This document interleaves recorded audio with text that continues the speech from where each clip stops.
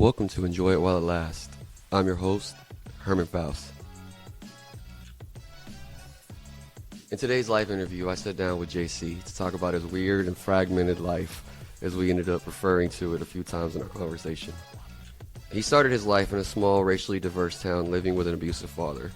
In his middle school years, his mother, his sister, and himself relocated to the DFW. He used this life-altering event as a chance to change his own persona and become a person that he felt good about being. I met JC while in Vegas when I went with my brother to EVO, a fighting game tournament for those that don't know.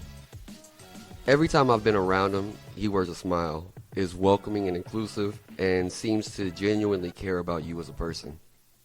We talked a bit about how his friendships throughout his life have been varied, and how he came to find his current chosen family. JC's most recent struggle has been finding out that he has a form of cancer. Giant cell tumors ate away his tibia and spread to his lungs.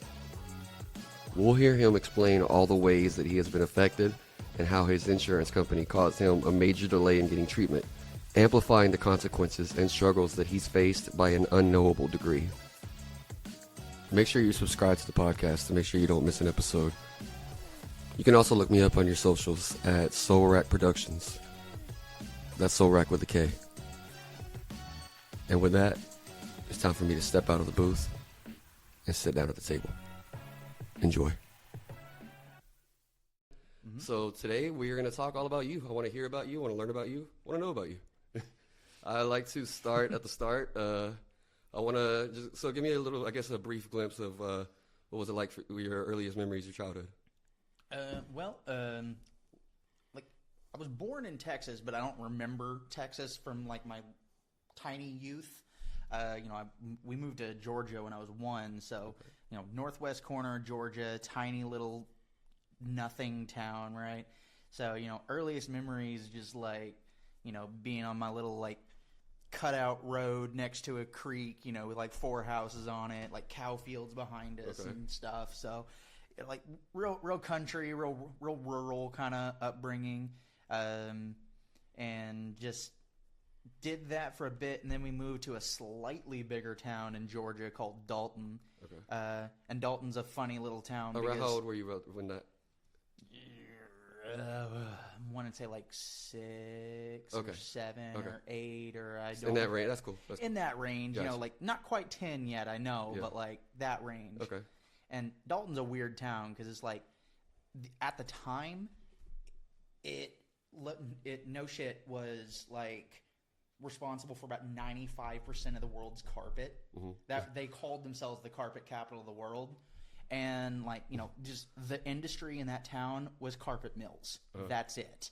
It was just like these enormous carpet mills owned by like maybe 3 rich incestuous families and the huge amount of, worker population that was required to support that. And so, it was a really racially segregated and like economically segregated town. And so, I kind of got a view of that pretty early, kind of what that looks like. Real quick, just give me a timestamp. How old are you? 36. 36. Okay, so we're same age. Okay, so then you're even as you're 8, 9, 10 years old, you're even at that time it was still pretty segregated.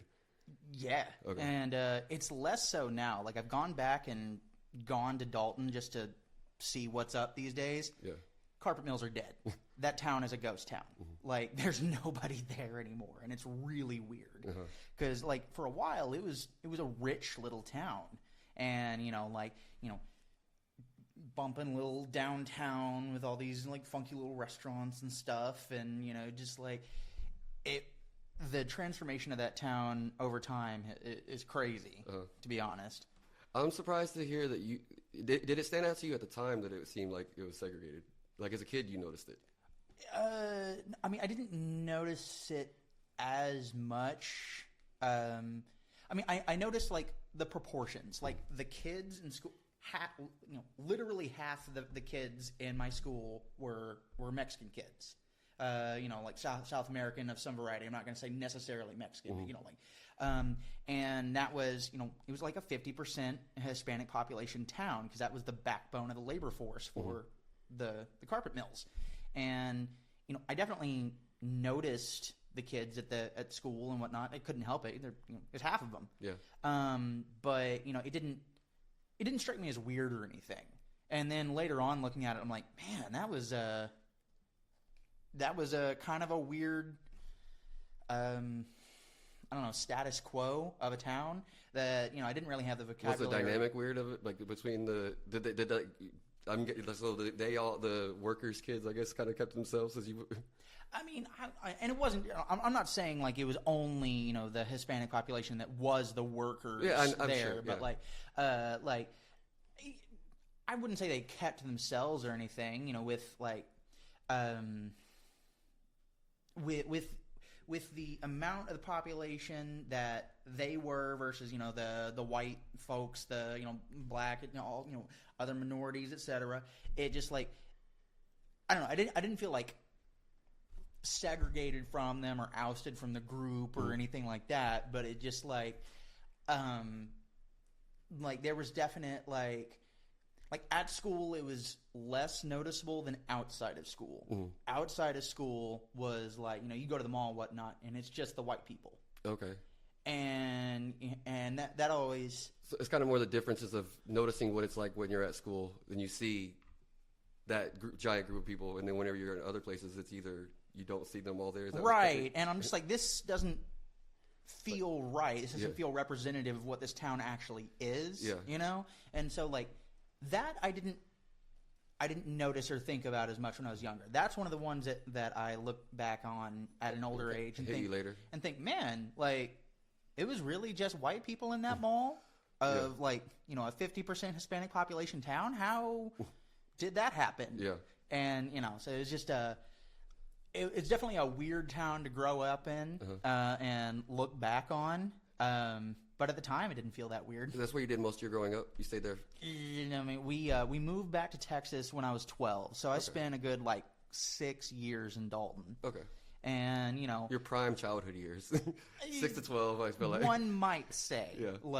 I really consider the time after that, 13 to 18 more prime childhood years. In a lot of I look ways. at that as hood rat years. Those are your teenage. Those are not your child. Well, you're not doing innocent childhood things. I mean, it's still childhood in the sense of it's not adulthood. Yeah, that's true. Yeah. So I had a lot more fun being a kid in Fort Worth and in Texas than I did being a kid in Dalton and in Georgia, mostly because I was just a little bit more independent by that point. Dalton and Georgia, it was like, all right, so family, where are we going on a Friday? Yeah. Where are we going on a Thursday? I had a couple kids in the neighborhood that I was friends with and, ran around and did stuff with. It was a big neighborhood. There was an enormous cemetery, 5 or 6 blocks away from most of our houses. And, a lot of our days, we just explored that. Just running around and being in the trees. So what was your home like? What was your family situation in the house? I know you have one sibling, but that's really all I know. Not true. I have a sister. Well, I meant only. I know of one. Oh, you only know of one. Got Yeah, it. Yeah. So at the time, okay, my family is kind of spread out and a little weird. Okay. Because there's my mom and my dad. They had my sister 6 years before me, and then I was, the youngest. But there's my brother, who my mom had with her previous husband, and he's 16 years older than me. Okay. He came to live with us after he got out of the Navy at 21, back when we were in Ringgold, the tiny town in Georgia. But then we moved to Dalton, and he didn't live with us by that point. He lived just over the border in Tennessee, in Chattanooga, where he still lives. And so I saw a lot of my brother. My brother was the coolest dude in the world. I wanted to be him. I loved everything about his whole thing. He was goofy and weird and big and powerful, So, I definitely was involved with them a lot. And then a year or two before we moved out of Dalton to move to Texas, we separated from my dad because he, not to the point of physically abusive, like he never hit us or anything, but like he was drunk, he was emotionally abusive 100%. He would, just, why wasn't this done the right way? I'm drunk. I'm gonna smash all this stuff in the kitchen. I'm just like, it was you say it wasn't physical, but it was physical, but maybe not like intimidation and physical around the environment. Absolutely, it was more about intimidation, but not physical. You just not so much as like I'm actually gonna hit you, but it's just the threat of violence was always there, even if it wasn't, violent towards us specifically. Sure, yeah. So, and that can obviously still cause a lot of fear. Oh, yeah. I mean, it did. Yeah. It's still occasionally my sister and I will just talk about, hey, you remember that time? Oh, yeah, I have nightmares about that, or things, and just. The one time he could not find any alcohol, so he drank the damn vanilla extract out of the kitchen. Oh, wow. Which got him drunk enough to get mad and break some shit. Okay. Yeah. And just, weird country ass drunk experiences like that, But then, we moved to Texas and then find out, 15 years later that I actually have 2 other sisters. Okay. Twin sisters that my mom had between my sister and I. They're like 3.5 years older than me. And literally everybody, except for my mom, had thought that they were a miscarriage. Mm-hmm. And that was the story. That's what I'd heard all my life. Okay. And then one of my sisters, Andrea, she apparently hired the adoption forms. They were supposed to be sealed, but she was able to acquire them somehow. So she hired a private investigator and tracked us down. Okay. And, they live over in just like Mesquite across the Metroplex. So it's like not even that far away. But, she found us. She messaged my mom. My mom kind of looped us in. And so we now have a relationship with my sister and my both my sisters there, Andrea and Alicia, as well as like Andrea's son. When did you say that started? That you became aware of them? It's been a while now, longer than I think it is, but 10-ish years or no? But you're already into adulthood, like. Oh, very much, very much so. Or maybe not 10-ish years. And you said they're a couple years older than you. Like 3.5 years older than me. Right between me and what I thought was my only older sister. So your mom had successfully kept that secret from everybody. Yeah. It took them coming up to exactly. Okay. Because it basically what it was is she didn't trust my dad to be a good dad for more kids, so she just decided to do the best thing for them, which is funny because I came out after that, Go figure. Either she thought he had gotten better, or she was like, you know what, this one, it's fine. It's fine. It's a bit of A, bit of B. Like he had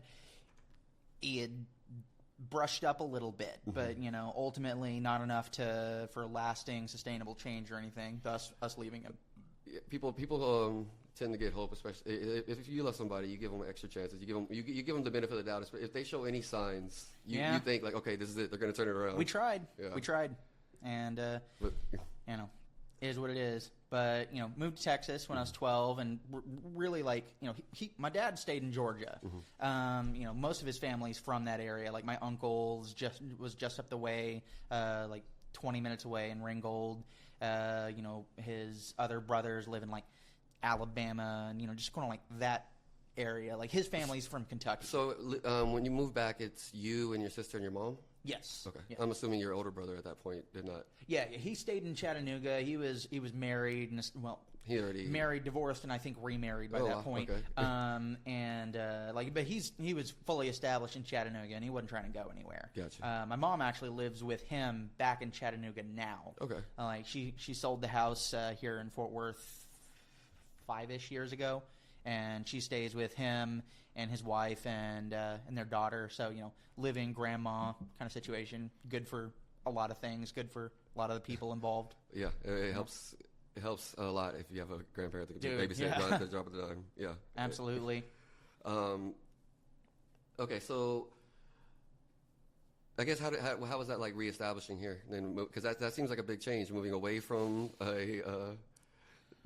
moving away from a somewhat abusive. I guess I'll just say abusive. You use the word. No, so yeah, yes, straight okay. up abusive. Okay, moving away from an abusive father, out of a state that you've lived here before, but you don't know that. Yeah, you're one. I had zero memory. Yeah. So, do you have any family here? Do you know anybody at that? I know maybe your mom might, but do you have anybody that you know? I didn't Okay. know. Like, I mean, I just had the family. Okay. Like, my mom, most of her family is from here. Mm-hmm. Like, she was raised in a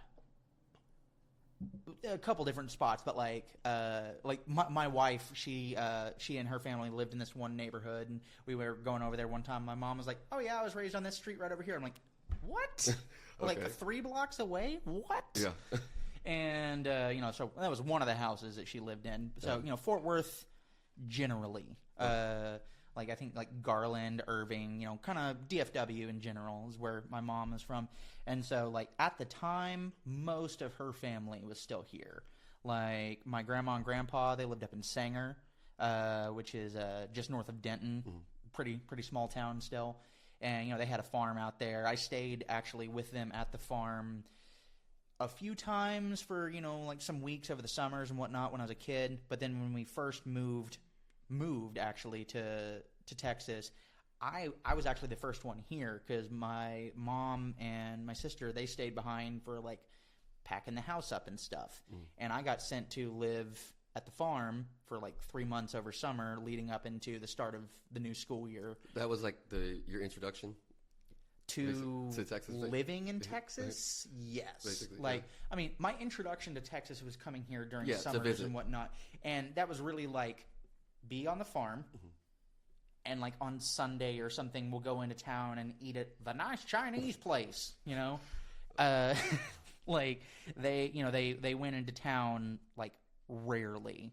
They really dealt with more like, some of their neighbors traded because, it was a working farm. So, they grew, cucumbers, peaches, tomatoes. By the time I had any memory, from my first visit onwards, they didn't do any animals anymore, but they used to do chickens and I think more, but I don't know. Yeah. Before my time. But like full like vegetable and fruit working farm, and they would trade with their neighbors, get some of the other stuff they needed. So like it was a cool experience, and it's it was very stereotypically Texan, I will say. And then we moved out here, and as far as the transition, like I mean it was big.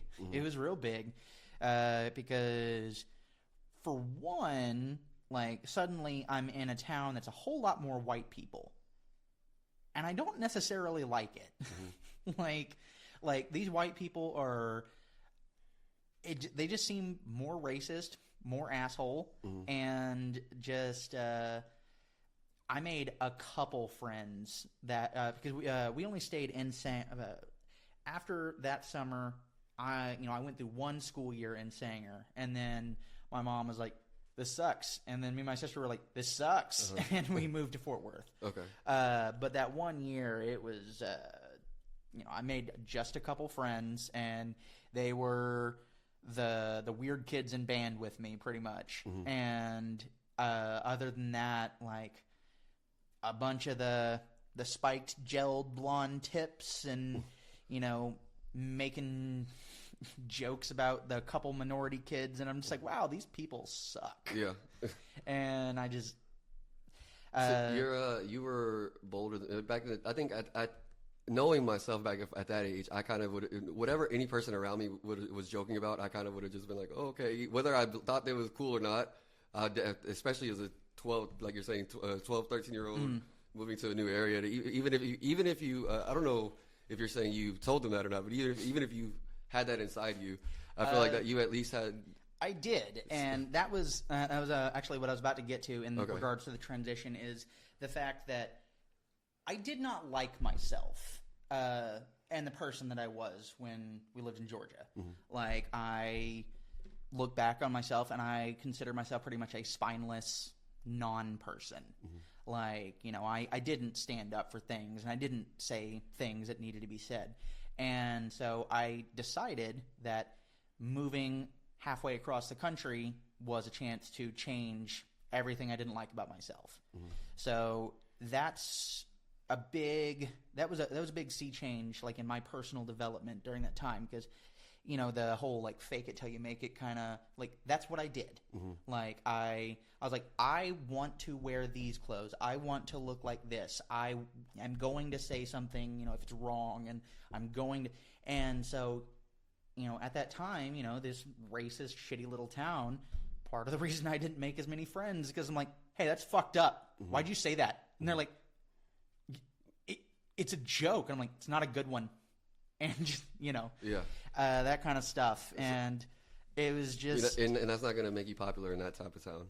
Oh no, not at all, not at all. Especially, you know, being a small town, you know, everybody's got their little established friend groups already, and you know, there's not a whole lot of running room. You know? They make a quick decision on the new kid, and you if that's your impression to them, they're going to be like, okay, well, no. And you know, with the like couple hundred people in town, couple hundred kids, like, these people make up their mind about you, then it's already spread. It's done. It's a done deal. And so, you know, I made friends easily with the weird kids from band, and then I went out of my way to make friends with the goth kids. They were also assholes, but they were more assholes at everybody, which I was like, I guess, you know, I like your aesthetic and, you know, everything, but, you know, it was just the people that looked more like I wanted to look. And so just doing that, I still didn't like fall in line with them the same way, but they weren't as, I don't know, like, even if they were assholes to everybody, they weren't quite as vitriolic when getting called out for it. They're like, oh, yeah, I guess it was a little fucked up. And I'm just like, it was. You know, that's all you can ask for somebody if they can be like, oh, you know what, my bad. Yeah, if someone can just own up and apologize, you know, that goes a long way in most situations. But it was just I'm sorry. No, go ahead. Okay, because I was gonna ask. So you're bringing up that aspect of it. How much of your transition, your personal transition of who you wanted to become, was because part of it is you get this new chance, you're moving it away. Was removing that anger at the house helpful with that as well? I mean, I'm assuming that had to, like, regarding my dad. Yeah. So I mean, or did that not improve things as much as you would have hoped, or? I can't really say. Gotcha. Like, it's a murky area, and, like, you know, I think a lot of, you know, the person that I'd been that I didn't like was wrapped up in the person who shrunk away from my dad. And so, you know, with him gone, or not around anyway, it was definitely a mental, like, shackling taken off, and kind of allowing me to make that change and transition into who and what I wanted to be a little easier than it probably would have been if he'd still been around. You don't have if you were under the constant feeling of threat, right? You don't have that, like, freedom to, when you don't have that feeling and, like, environment at home. Yeah, it's definitely easier to do what you want and be who you want to be.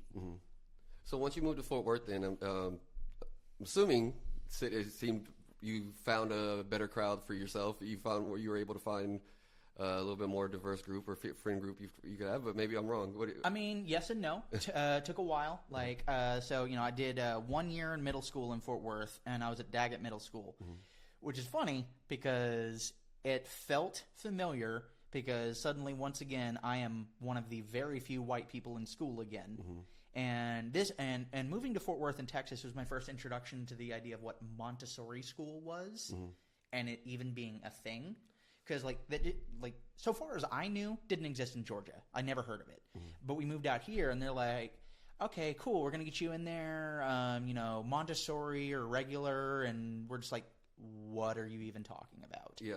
And so with me not having any sort of background in Montessori type schooling, they didn't put me in it.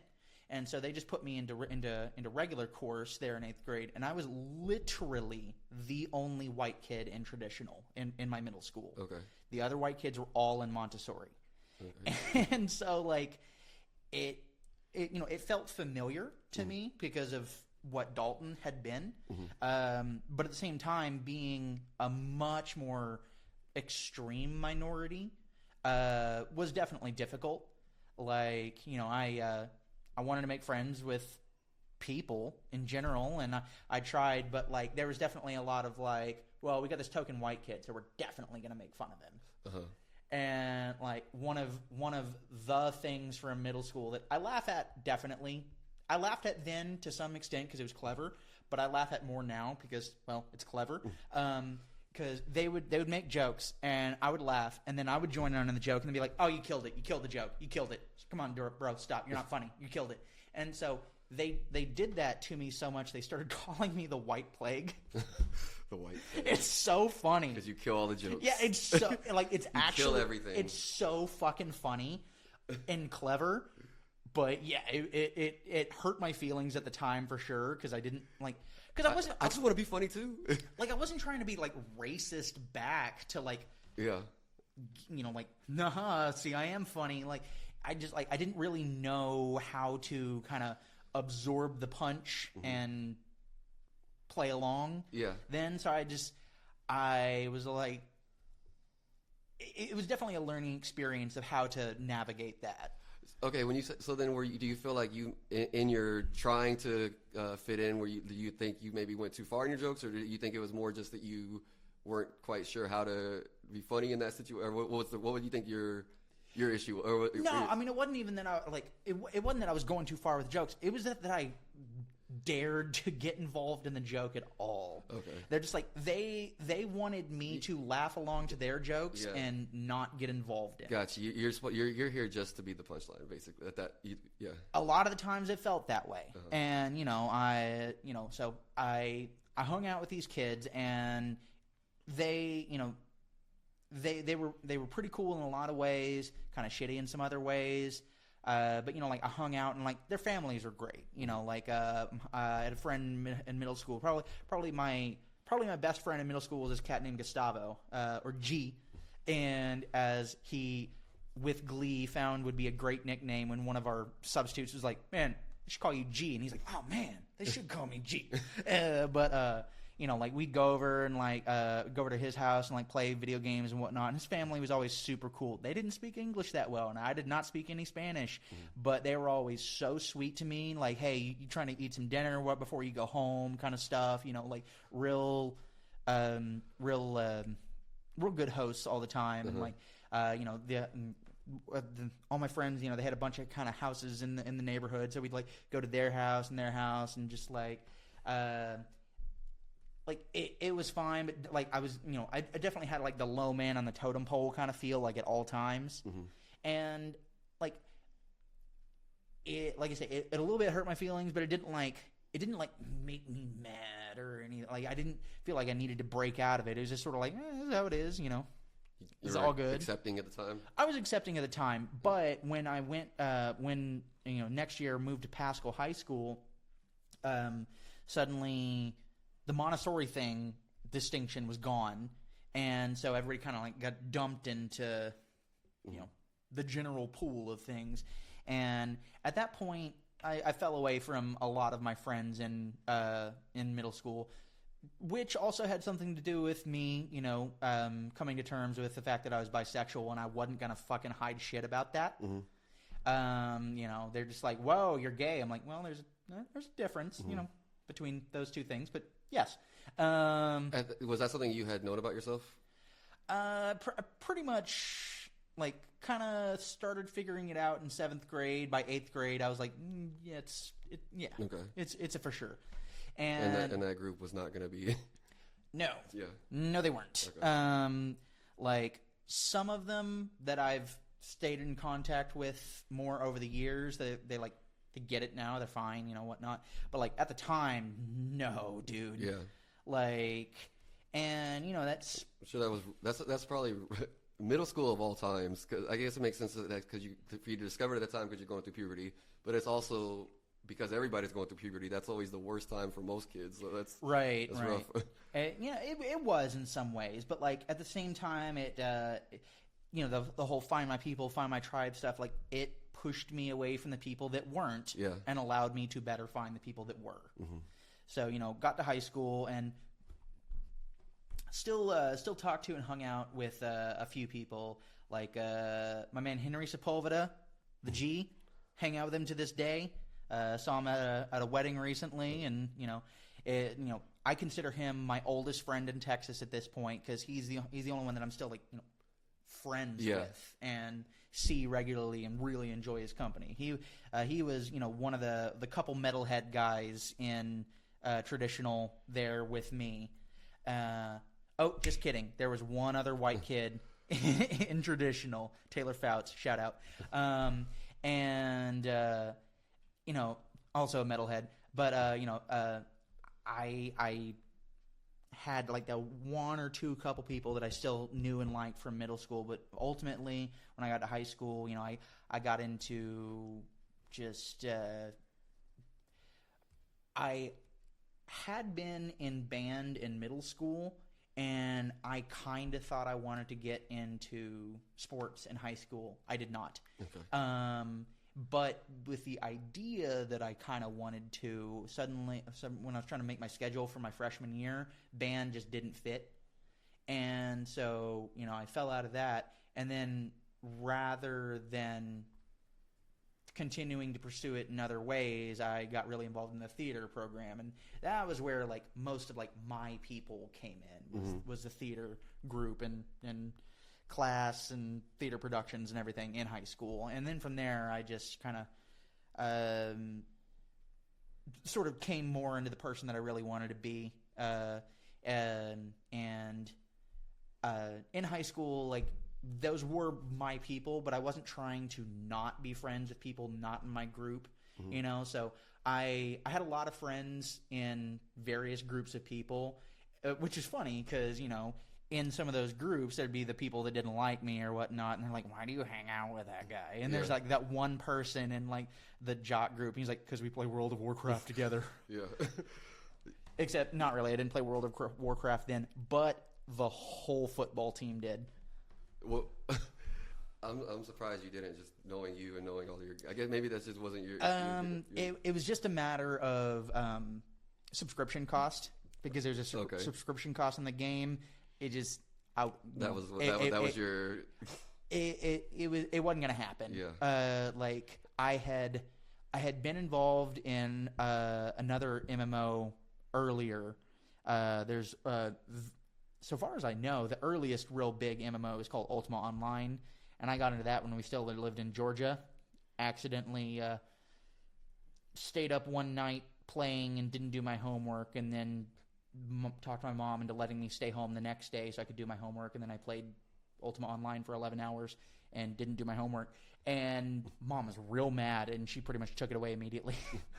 A couple years later, EverQuest came out, got into that a little bit. My brother was more into it than I was. And then WoW came out, and I was just like, that's cool, but another monthly subscription thing. I could just play Final Fantasy. Okay, I'll come back. I'm going to come back because I know games are a big part of your life, so I want to come back to that. But before I lose my train of thought, I wanted... So... what you mentioned about having different friends from different groups. Yeah. You come across now very much as that type of person. I feel like you are able to have tons of friends. I know you very little. We've met face to face a couple of times, hung out a couple of times. 2-3 times. Yeah. I was playing video games one of those times, another time hanging out, just on happen chance meeting in Vegas. Right. Yeah. But just still, the vibes I get from you is it's that you, I guess you're able to have friendships with lots of people because you're able to put people in their proper place in your life. It feels like just based off of my interactions with you, and maybe that's me projecting and based off how I feel like you've done that with me and my brother, I guess. Yeah. And from what I'm hearing you describe with other people, that's kind of what it seems like to me. I mean, you kind of get what because whenever you bring up the the idea that you would hang out with these people, but they'd be shitty in some ways, but you'd still be cool in other ways. I feel like you're able to see that the good in other people. I definitely try to, because there's always something under that. Like if they're shitty in some way, I'm like, I wonder what's going on at home. Mm-hmm. I wonder if they're constantly dealing with health issues or, constantly dealing with money concerns or whatnot. That's not allowing them to really just relax and be themselves in these certain situations or whatnot. Because, I'll be talking with somebody and it's like, I want to give everybody the benefit of the doubt and respect. I like to come forward with a respect as default. Some people have this like, you got to earn respect. Fuck that. Mm-hmm. Like, come forward with respect. If they show you they're not worth it, then I'm done. Mm-hmm. You don't get any more. But, default, I'm going to go forward with respect and, some friendliness and cordiality, always some jokes and whatnot. And, if we don't vibe, we don't vibe. Cool, we can leave it at that. If you're shitty, you're going to hear about it from me. Mm-hmm. And if that means that we can't be friends because you're shitty, good. But I think the cool thing is though, if they're able to hear about how they're shitty, you'll still be their friend. Bet. You're like, okay, I will even though you have this flaw, whatever it is, whether it's something extreme like you think that's a racist person, or if it's something else that they just about them that you think they're a shitty person, you can still at least have some type of relationship with that person. I mean, there's shades to that. Like, I'm sure, obviously, yeah. There's no black and white. I mean, racist person. Like, no. Like, if someone is racist and I see that on a consistent basis, we are not friends. Mm-hmm. That said, if there is a conversation that can happen and they go, you're right, and I need to work on that, and they do that work, and okay, great, we can approach a friendship again. But I guess what I meant by that is I don't think not necessarily that you would still hold that person and say, oh, I'm your friend, but you wouldn't then start treating that person in a shitty way. You would still, if you had to interact with this person, at least maybe I'm wrong. I feel like you would be cordial, but maybe would you then? I mean, yeah, I keep it cool. Uh-huh. If there's somebody that I don't like and we're in the same situation because of mutual friends or whatnot, it's like they maybe get a dap and then I'm gonna be on the side of the room. Like, mm-hmm. They just, in those situations where my feelings are known, they know that I don't like them because of X and they're not gonna do anything about it. That is about where the interaction ends. And, I'm not going to be sitting there chopping it up with them or anything, but at the same time, I'm not going to be making a fight in the middle of this situation about them. Okay. Yeah, that makes sense. I guess also it kind of feels like you have been that way from what you're describing ever since you decided to become this person that you... I tried to, yeah. I guess what do you think allowed you to reach that at such a young age?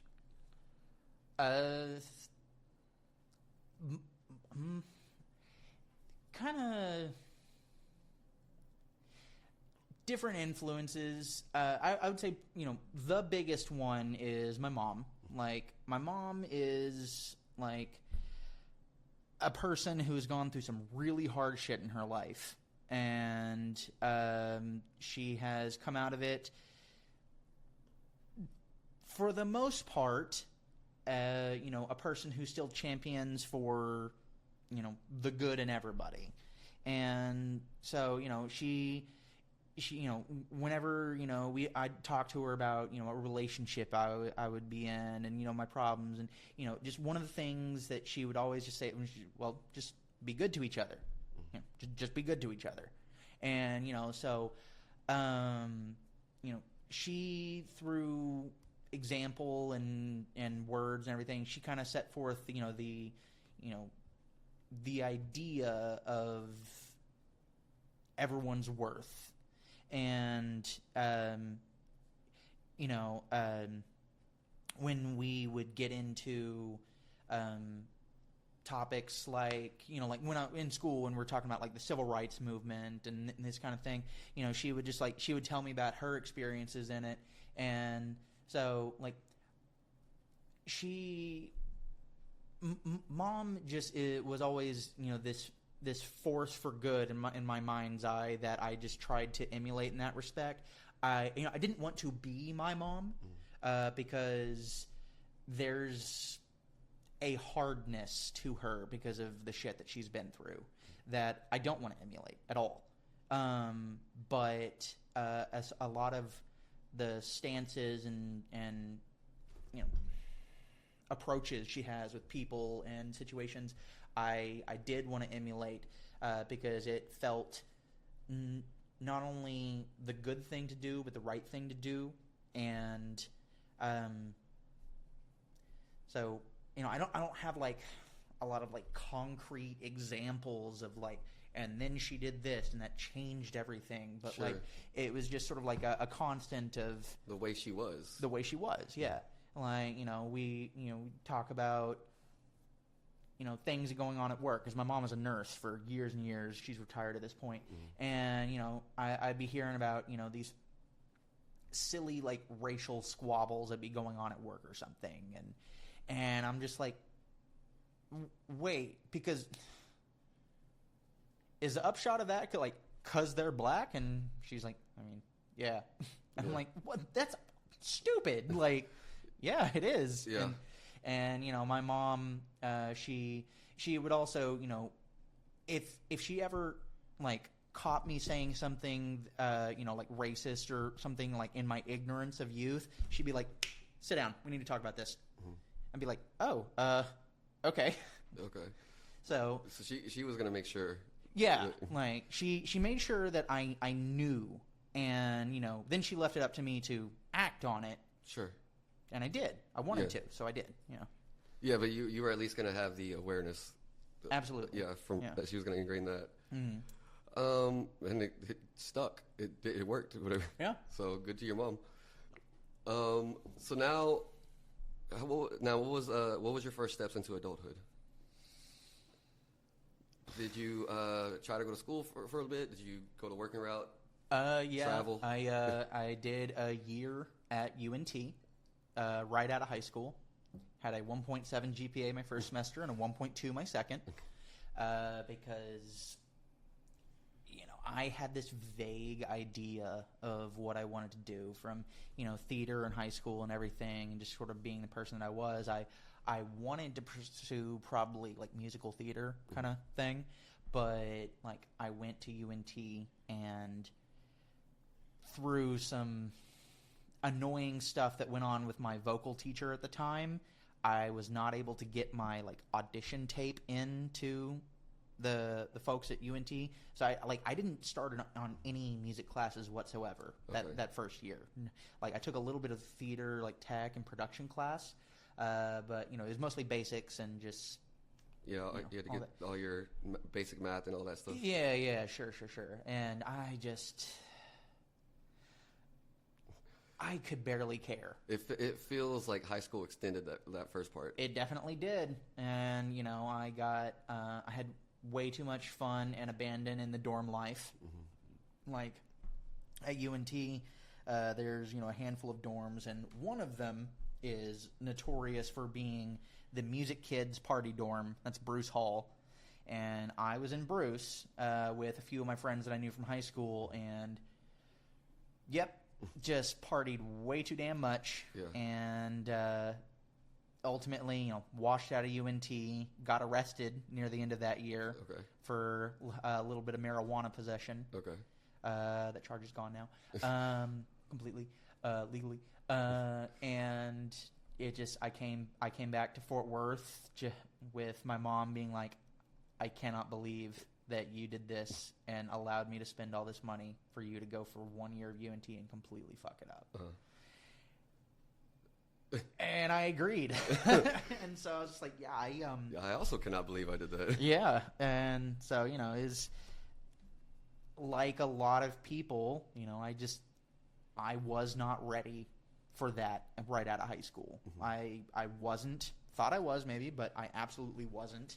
And it was very clear when I got there. And so, come home, started working at Subway, and did one more semester at TCC, but by that point I was trying to move out of mom's house into, a house with a couple of friends, and the garbage wages I was making and trying to also still go to my couple of TCC classes, I was just like, I can't even afford to do this. So I stopped going to school, and then from then on, haven't been back to school.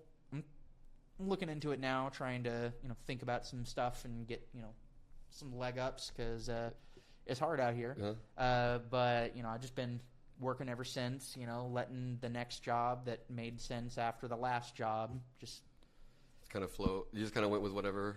Yeah, the flow of the world took you. Yeah, like I have no such thing as a career. That doesn't exist for me. Like I've tried. I worked at Pier 1 for a while, and I did a couple years in the loss prevention department there at the home office before they committed suicide as a company. And after I got laid off during the bankruptcy proceedings for them, I tried to apply for different loss prevention-y kind of crickets. Nobody hearing me. Yeah. And now, years later, I'm applying for those similar positions again, trying to get them, and nothing. Crickets. Nobody's hearing me. And so, without some sort of degree or certifications or whatnot, I don't have a career. I have whatever job falls in my lap. So that's been your work life, kind of just floating, I guess. Yeah. That'd be a fair way to Yeah, if it pays more than my last job and the benefits are better, then I'm going to go to that job, period. So, what about the other aspects of your life? We started to talk about for a second. I know you're big into games. Oh, yeah, for sure. And I'm assuming that started as a kid.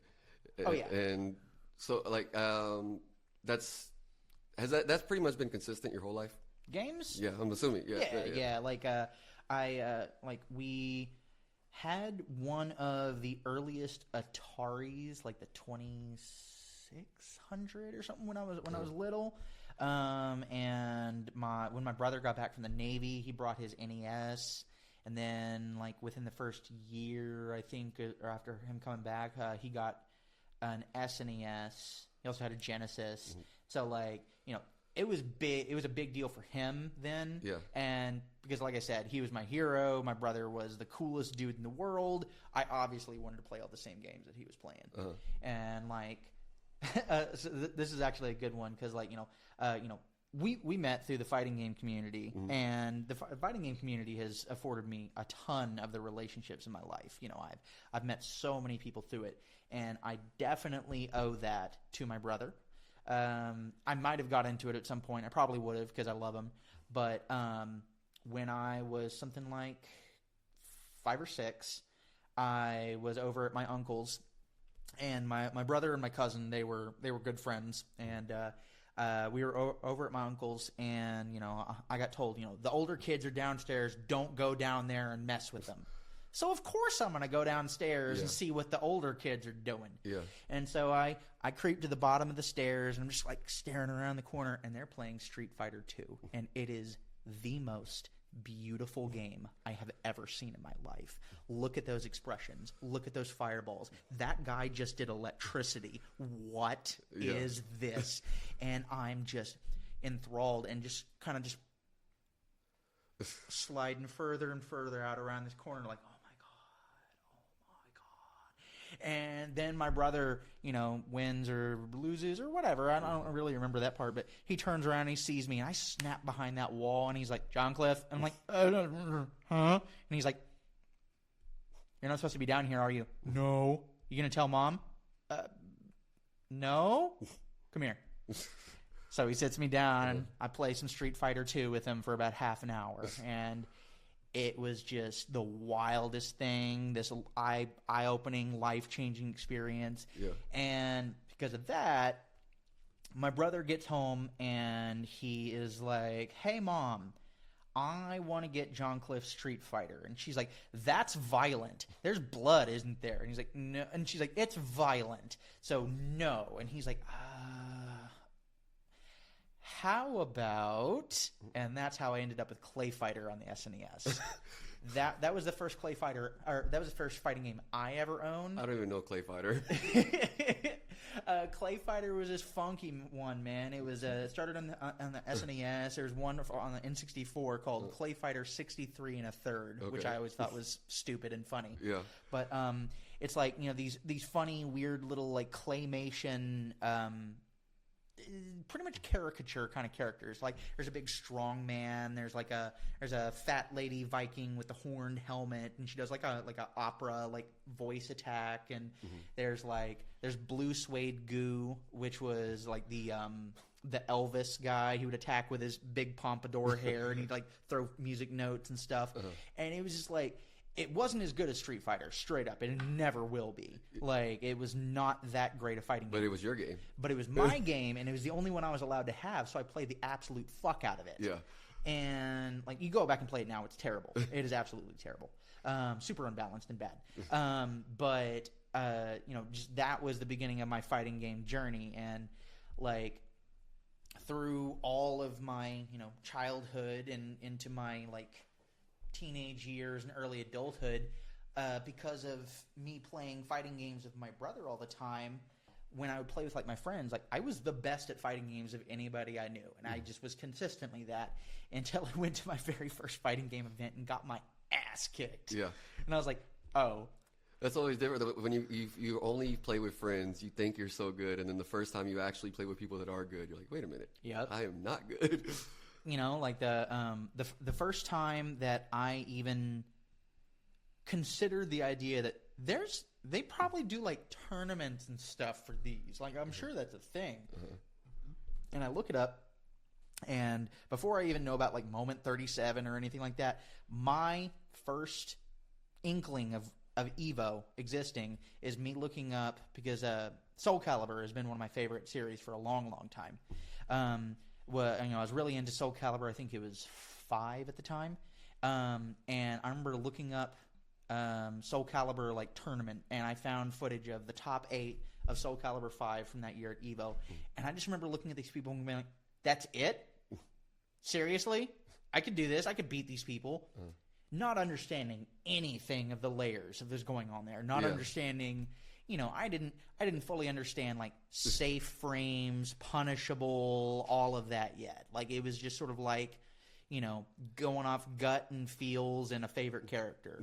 And that's still how I play. You know, I mean, it works until it doesn't. And it didn't pretty quickly when I found the fighting game community. So, you know, I got up in there, and that one definitely pulled me away from some of the other games that I'd been playing at the time, because like at that point I was a good 5 or 6 years deep into playing League of Legends all the time, you know, like nearly every day. And, you know, I liked it pretty well for the time. It was getting old, but then suddenly, you know, fighting games, my old love, you know, they're here. There's a community that's just right there. Yeah. And so, you know, I just and I don't have to blame my team for my losses. It's on me. And so, you know, it was just like pretty much cold turkey. Yeah, I'm done with the League of Legends, and just went full steam on fighting game community. Just like I went to that first Evo, and that was the one where they announced Ultra Street Fighter 4, and I got home from Evo and I bought Ultra Street Fighter 4 like right then. And, you know, like, and from there, and since, you know, I try to get and try as many fighting games as I can. Like, you know, I like pretty much all of them. I will play pretty much all of them. I'm good at a lot less of them, but, you know, like, I'm definitely willing to sit down and run the set with you, even, you know, even if it's your game and it's the only one you play. I'm like, all right, kick my ass for about 30 minutes and see what I can learn. Yeah. You know? Yeah, it's just I like hearing you talk about it, just because you obviously love it so much, and anytime anything could become it's obviously something you have to train at. You have to have passion about it if you want to get good at it. Same, Oh, yeah. And I guess nowadays you don't have to really describe it that way anymore because it's become more mainstream to where Definitely. you don't have like more people at least realize that it's not a loser hobby. It's just a hobby. It's just something to do. Like 5 or 10 years ago. Oh, what are you into? I'm like, oh, I'm really into fighting games. Like UFC, like you fight people. I'm like, oh my god, no. Yeah. Like You know, Tekken, huh? Like Street Fighter, huh? Like Mortal Kombat. Yeah. I used to throw fireballs back in the day. To be fair, you look like you could have been. You might be. Like maybe. Nah. Like it's just not sure, but. How is your relationship with your siblings? Are you very close with them? I know most of, like you have a unique situation with your siblings that you described. One being a very huge age gap, right? And then two that you just met into adulthood, right? And then only one that I guess what people would conventionally say is like what they grew up as a normal sibling relationship. Yeah. So I guess how is it? How are those?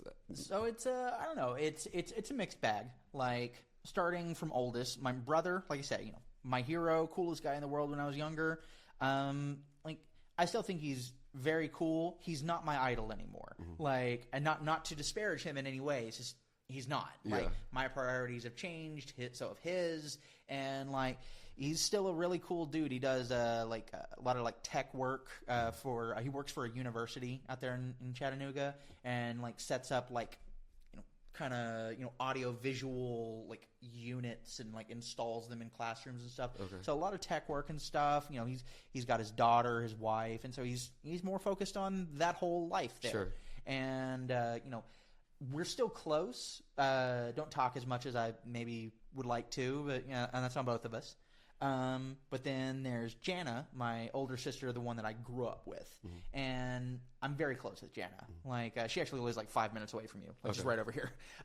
So you told me where you were at, and I was like, yeah, I know that area. Yeah. But she like we. I was saying how my mom was, this force for good in a lot of ways. As we got older, my sister and I realized some of the ways that my mother was abusive towards us. Mm. Not in the same way at all. Sure. In a much more like mentally, like for my mom, she's very into intellect and like being the best. I don't know. In shorthand, just like kind of being the best and like being the smartest one in the room and having all the answers and whatnot. That's really important to her. Mm. And so we saw it when we were younger, but we discussed it and realized it when we were older that a lot of our childhood was us kind of being pitted against each other, mm-hmm. And being like, well, your brother who's younger than you, he's really good at that. Why aren't you? Mm-hmm. Your sister's really good at that, and you've been watching her do it for years. Why aren't you good at that? Yeah. Kind of thing. Like, I remember, my sister, she did pretty good on her SATs, but not as good as my mom. And so that was a thing. Mm-hmm. And then later on, I took the SATs, and I did better than my mom. And it became like, well, why didn't you get as good as SAT score as your brother? And, it just... Did that create bitterness at all? Absolutely, yeah. Absolutely. Like there was definitely on both sides, or was it? Yes, yeah. Yes. There was definitely a wedge in the relationship that I had with Jana for the longest time, and then like my mid-20s or so, we started like just hanging out a little bit more as friends. It definitely helped more once my sister also moved out of my mom's house because like they lived together for a while even after I moved out because it just my mom's health was going down a little bit and she did need some help, mm-hmm. but also it was just the most economically feasible thing for my sister. Sure. Mentally healthy wise, it wasn't good for either of them, to be honest. Okay. But after Jana moved out, like she and I started just hanging out more as friends, mm-hmm. and just we have a very strong relationship now. We see each other as much as we can. and she's one of my biggest supporters. I'm one of her biggest supporters in a lot of things. And then there are the two other sisters, Andrea and Alicia, and your surprise sisters. Yeah, exactly, the surprise sisters. Yes. The God, and that's funny because there is Oh, so you said they're twins, right? twins. Okay. Yes, there's Alicia, and it's funny because during that time when Andrea got the private investigator to find us, Alicia didn't care. Okay. Alicia was fine with not having a relationship with us because there wasn't one. Not to get too much into their story, because it's their story, not yours. But like in general, like did they grow up in a? Did they get adopted? Yeah. So they ended up. They got adopted. They had a family. Yeah, they got adopted together by a very nice family out in Mesquite. Okay. And we've met them, we know them. Sure. Like they're good people. Okay. But there wasn't a relationship up until that point, and Alicia was fine with that. Yeah. She's just a little more staid, I guess is the right word for that. Just kind of like, well, I mean, this is the situation. It didn't hurt me to. She was just kind of fine to being accepting of. This is the only family I need because it's the only family I grew up with. Exactly, Yeah. that kind of thing. Meanwhile, Andrea was just so curious, and so she found us and established the relationship between us. And I can see my daughters, two of them growing up to be one of them will be one of them being the other. Yeah, about their yeah. adoption. I'm sorry. No, it's all good. Like it's funny that it was so different, and maybe that had something to do with the fact that by the point that we were getting introduced to them, Andrea had already had a son, and maybe something about that having a son, wanting to understand those full familial full lines and all that, and so everything. Yeah, that kind of thing. So that could definitely trigger wanting to learn at least. Yeah, at the yeah. even if you don't have a relationship, you at least want to know. Mm-hmm. And so Andrea and Chance, her son, I have a good relationship with them. We don't talk as much as we could, again, on both of us. I'm actually in the past couple months become Andrea told me recently, she's like, I think Chance is old enough that you can start saying swears to each other. And I'm like, oh, that's my boy, let's go. And then she also now you're gonna start roasting the shit out that little. No, not quite. Well, I mean, he's a mouthy little dude, and so I don't go out of my way to just burn the dude. But if he's sitting there slinging the burns, then I'm not gonna. If he starts it, you exactly. And so, kind of on that same thing, Angie is like, "Yeah, he said he's better than you at Smash Brothers." I'm like, "Get that little mother, get that guy over here." And you just told me I could cuss at him. Oh, perfect. But perfect time to be an uncle. But yeah, right. But I didn't Smash Ultimate netcode is garbage. So I didn't really want to play that. But I was like, "You play any other fighting games?" He's like, "Yeah, I've been playing Guilty Gear." I'm like, "Which one?" And Strive. Okay, cool. Let's meet up tomorrow night. I'm getting bodied, son. And I bodied him. Like he had some pokes and some real basic footsies, no combos, defense is just non-existent. But I see what he's working with, I see what he's working with. And so his birthday was actually yesterday, and so on that I'm trying to take him out to a little fighting game weekly meetup on this Friday. Cool. Kind of let him see the scene and get bodied by more than just me, because he's gonna be I am I'm probably the worst Guilty Gear Strive player up at my local, except for the ones that don't play it at all and never have. There's one kid named Damien up at my local. That's what he that's his main game, and I've seen him just tear people apart, and I'm like, nah, I don't want to. I'm good. Send your nephew to just see if he'll just play. Just go on, just real quick. Just do me a favor, play my nephew. Yeah, I'm like, pull that little garbage Axel and go against my man Damien over here, kid. But my relationship with Andrea and Chance is definitely it's good, and there's more regular building and maintenance on that. Meanwhile, Alicia, like I said, she didn't mind the fact there wasn't a relationship there. And so now our relationship still is, fairly cool. Like, we say happy birthday to each other. Y'all did the whole, like, at the very beginning meet type. Oh yeah, absolutely. Have a meet up conversation, and then it kind of just and like there. I was involved in. Andrea actually married a friend of mine. Okay. That she met through like my Facebook, like they met online. They're separated now. But there was that, and then Andrea, she's also gotten married just a couple years ago now, and I was involved in the wedding ceremony. But like all in all, me and Alicia, we say happy birthday to each other. We're family, but we don't communicate that much. Sure. I communicate a lot more with my other 3 siblings. Jana the most though. Okay. The spatial relationship is also definitely a thing because they live across the metroplex. My brother lives in Tennessee, and Jana lives 15 minutes from me. It kind of that fits, and it also I don't know if it worked out this way because of this, but it works out the way too. The one you spent the most time with growing up, the one you're closest to now, and next would be your oldest brother, and then you're still the one I spent the next amount of time. Yeah, and then again, and then you keep going on the ladder. The one that wanted to reach out is the one that you right. Yeah, exactly. So it makes sense. It's an energy matching. Yeah, truly. My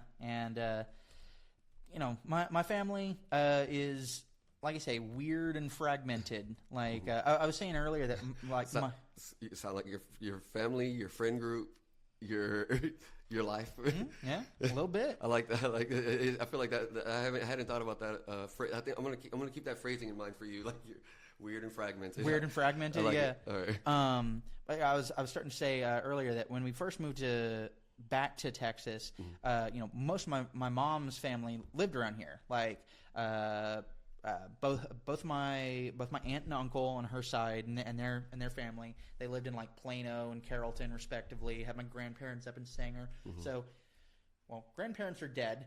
One aunt and uncle moved out to California, and their son lives in Florida now, and their daughter lives around here but doesn't talk to anybody. And then my other aunt, she was staying around here, shacked up with this rich old boyfriend of hers, and then he decided that didn't work anymore and kicked him out of their nice little house in like Carrollton, I think it was. And not sure where she lives now. We haven't really talked in a while. So it's it's like what used to be a really kind of strong family structure in the area, it isn't anymore. Yeah. Which is weird and fragmented. Weird and fragmented. So I will. You do seem like you've made your family though. You've made your own family out of not necessarily the traditional family again, because that wouldn't fit your weird and fragmented life. Yeah, I mean, like my home life now. There's my best friend Tony, who like she and I bought a house together. And then within that year, same roommate from back when? Exactly. I thought so, but I wasn't 100% sure. Yeah. Like it's been so long, and I met like one time years ago.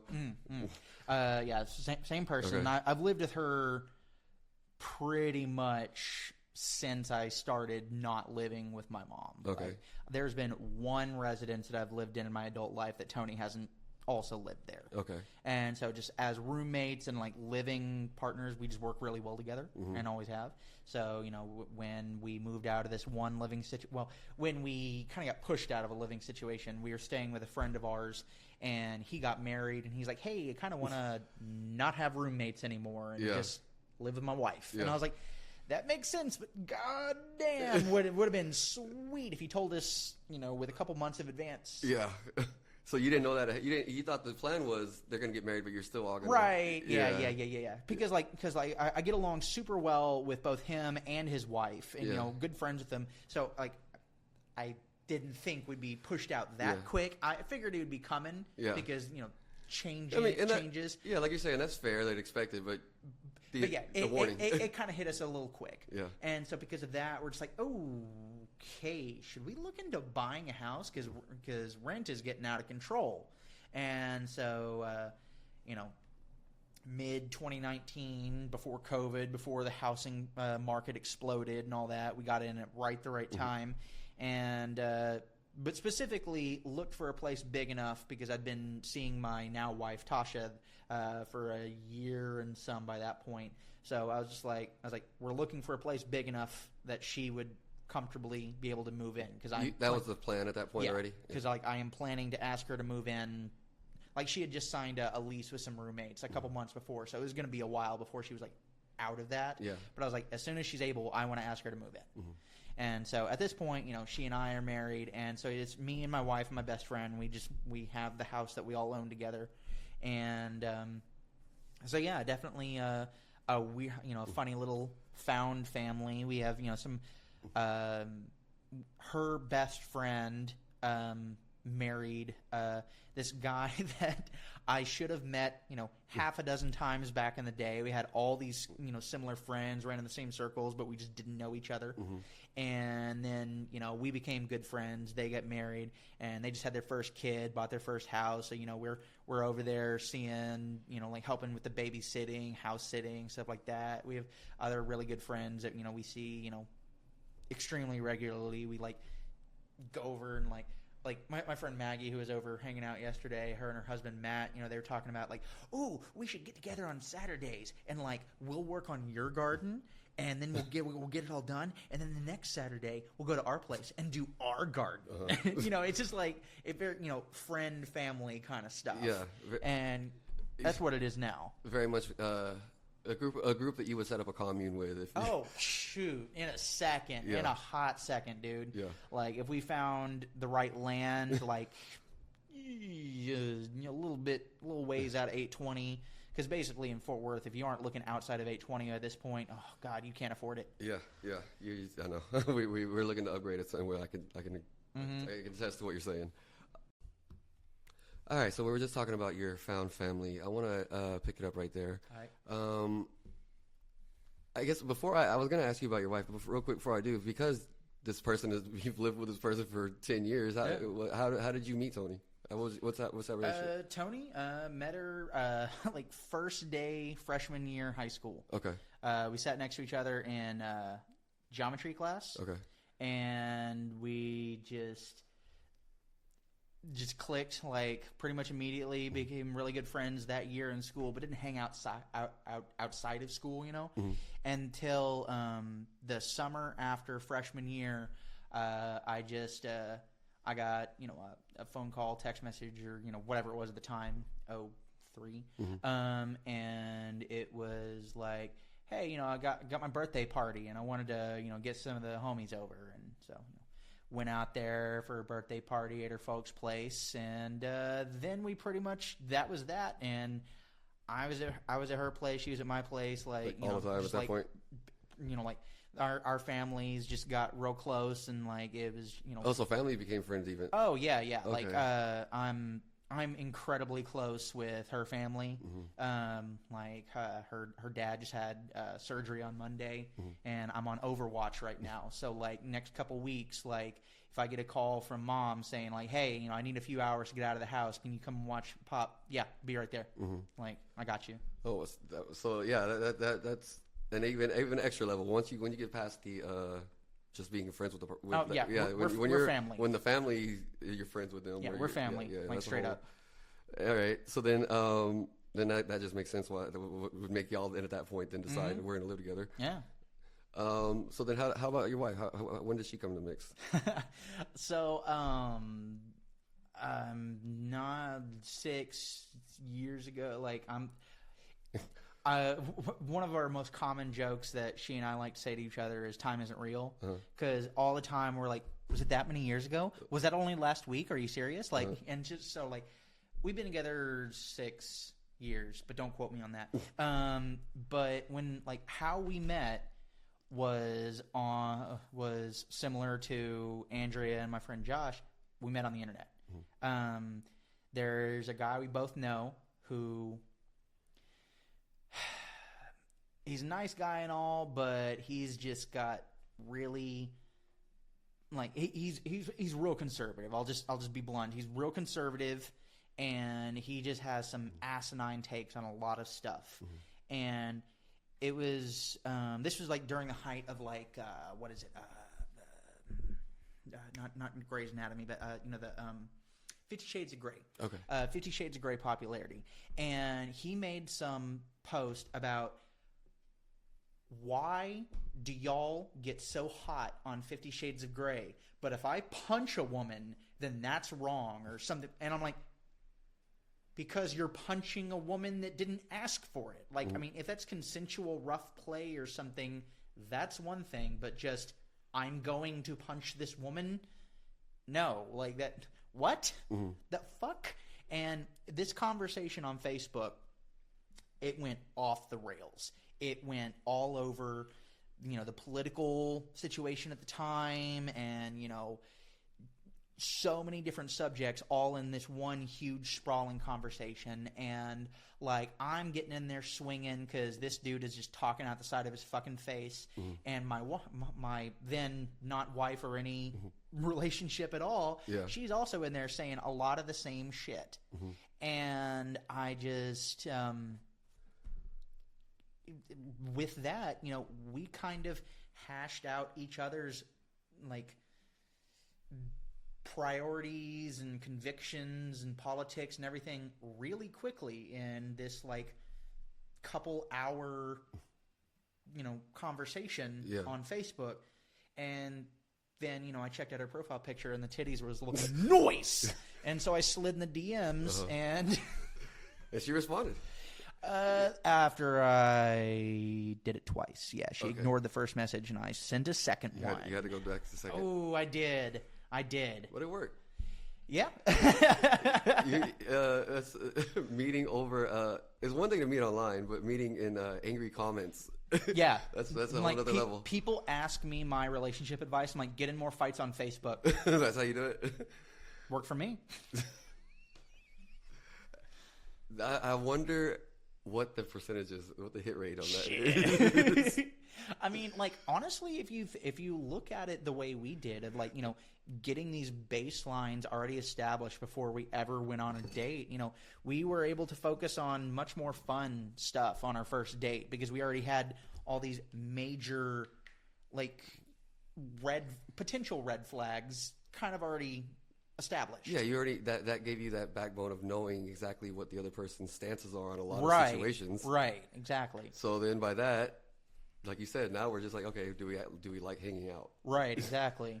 And it was just it was a weirdly effective, because I tried like online dating, like Plenty of Fish or OkCupid or what, I tried them a few times, and despite me trying to be because I saw the people, the profiles that were just like, I'm a guy and I like having fun and going on dates and stuff. Like, you aren't gonna get any hits. You're boring. Like, nobody knows anything about you. Why would we? I mean, unless you're just like absurdly pretty in the face or something. Just like that's the only leverage you've got there. And so I tried to be pretty out there about who and what I was on these dating platforms, and I did okay, but it was like it was some messaging back and forth, and nothing ever really. I think I maybe went on like one actual date from online stuff, but because I'm really good with names and faces, I would just be randomly out, and I would be at like a 7-Eleven. I'd be like, "Hey, you're on Plenty of Fish, right?" And they're like, "What the fuck?" And I'm like, "Yeah, I sent you a message a while ago. What's up?" They just think you're just stalking people, basically, in public. Not stalking, just randomly running into them at the gas station. I'm sure they believe that. Fuck it, whatever. Especially that. Wait a minute, I do have a message from this guy. Fuck it, whatever. I always thought that was kind of funny. Just like, and be like, "Hey, you're that person." Okay, is your memory like one of semi-photographic or something like? No. I just like, I don't know. There's weird tricks to my memory. Like, if I ever learned your first and last name, I'm gonna remember your full name forever. Okay. Like, the couple kids from you did earlier prove that just shouting out random kids earlier. Yeah. Oh no, wait, no, you didn't. I think you shouted out lifelong friends. Never mind. Well, yeah, but like my first crush ever, Jessica Farrow, okay. kindergarten. I never learned any of these other names, or rather, or like the full names. It's just something about having a full name. If you have the first and last name, it'll stick. It'll stick, but It's impressive. And then with it's a good. I don't know how much use it is, but it's an impressive party trick. Right? It's a funny one. It's definitely a funny one because I'll just last year when there was a show that I went to. I ran into this friend of a friend that we had connected on Facebook years back, so I knew his last name. And so he's like, "Hey man, I met you once." I'm like, "Oh hey Cole, hey Cole, what's up?" And he's like, "You remember my name?" I'm like, "Yep." Yeah, just the only thing I can relate to that is a guy that cooks burgers at Crown in Oak Cliff. I went to whenever I was in middle school. I used to go eat there all the time, and then I didn't go see them again until a couple years ago as a grown man with a beard and everything, and he knew me and knew exactly what food I wanted and everything. Still remember the order. Yes, yeah, I was that's it. Yeah, God damn. Yep. Shout out to Crown. If anybody that goes in Oak Cliff, they got good burgers. Okay. I was trying to think if there was one more thing I had in my head, but I lose things sometimes. So I'm just gonna go to what we had said before. Yeah. So I know that you have had some struggles with your health. I wanted to ask you, what was your first signs of anything going wrong? Well, it started 2 years ago in July. My wife and I, we were trying to get back on a workout regimen and getting more fit and whatnot, And so we'd been on it for a couple weeks, and then we did a leg day. And then the next day, I'm just like, oh man, there's this pain in my knee. Maybe I didn't feel like I overdid it yesterday, but I guess I did. So okay, well, let's just ease up on that for a little bit. And then 2 weeks later, I'm like, man, this is not getting better. Maybe I need to just walk it out a little bit, And month 2 later, I'm like, this is not getting better. And it was, in fact, getting worse. It was, the pain was increasing. It was getting to the point where it was affecting my sleep. To the point where I couldn't sleep through a full night anymore because I'd roll over and it would hurt. My wife was like, "Look, doctor now." And so I went in there and he's just like, okay, well, from what it sounded like, maybe it's a tear, like an ACL or something like that. But we'll do an X-ray for sure, but that's not going to show any sort of soft tissue stuff. So did an X-ray, and they're like, we're not sure about that, so we want to get an MRI done on it. And of course, fucking insurance, being what fucking insurance does, they're like, we don't know what it is, so how about you do 6 weeks of physical therapy first?